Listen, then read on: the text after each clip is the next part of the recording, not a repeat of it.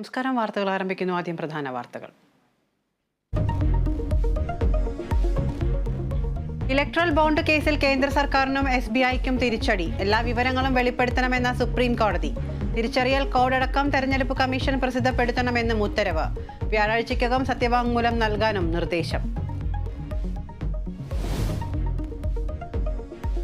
തെരഞ്ഞെടുപ്പ് പ്രചാരണം ചൂടുപിടിക്കുന്നതിനിടെ പുതിയ വിവാദങ്ങൾ. കലാമണ്ഡലം ഗോപിയെ സ്വാധീനിക്കാൻ ശ്രമിച്ചെന്ന മകന്റെ ആരോപണം തള്ളി സുരേഷ് ഗോപി. ടൊവിനോ എതിർപ്പറിയിച്ചതോടെ ചിത്രം പിൻവലിച്ച് VS സുനിൽകുമാർ. EP ജയരാജനും രാജീവ് ചന്ദ്രശേഖറും ബിസിനസ് പങ്കാളികളെന്ന ആരോപണം വിടാതെ UDF. ചിത്രം പുറത്തുവിട്ട കോൺഗ്രസ് നേതാവ് ജ്യോതികുമാർ ചാമക്കാല.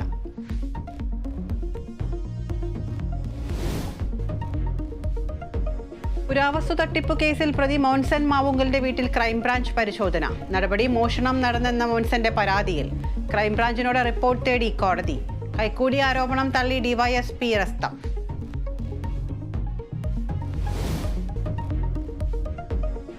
കോഴിക്കോട് മെഡിക്കൽ കോളേജിലെ മരുന്ന് പ്രതിസന്ധിയിൽ പരിഹാരം. കുടിശ്ശിക ഉടൻ നൽകുമെന്ന ഉറപ്പ് ലഭിച്ചതായി വിതരണക്കാർ.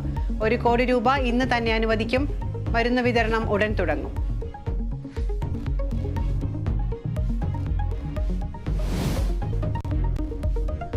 കരുവന്നൂർ ബാങ്ക് തട്ടിപ്പ് കേസിൽ ED അന്വേഷണം നീളുന്നതിൽ ഹൈക്കോടതിക്ക് അതൃപ്തി. അന്വേഷണം എത്രയും വേഗം പൂർത്തിയാക്കാൻ നിർദ്ദേശം. ചില രാഷ്ട്രീയക്കാർക്കെതിരെ തെളിവുണ്ടെന്നും നോട്ടീസ് അയക്കേണ്ടതുണ്ടെന്നും ED.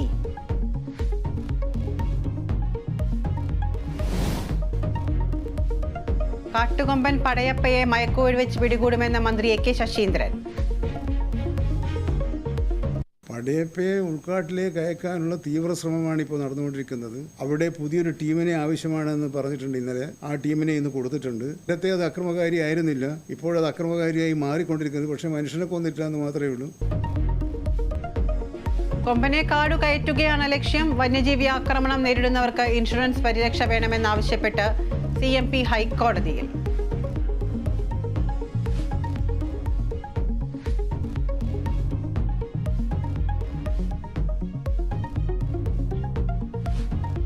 വിശദമായ വാർത്തകൾ അറിയാം. ഇലക്ട്രൽ ബോണ്ട് കേസിൽ സർക്കാരിനും SBIക്കും വീണ്ടും തിരിച്ചടി. ബോണ്ടുകളുടെ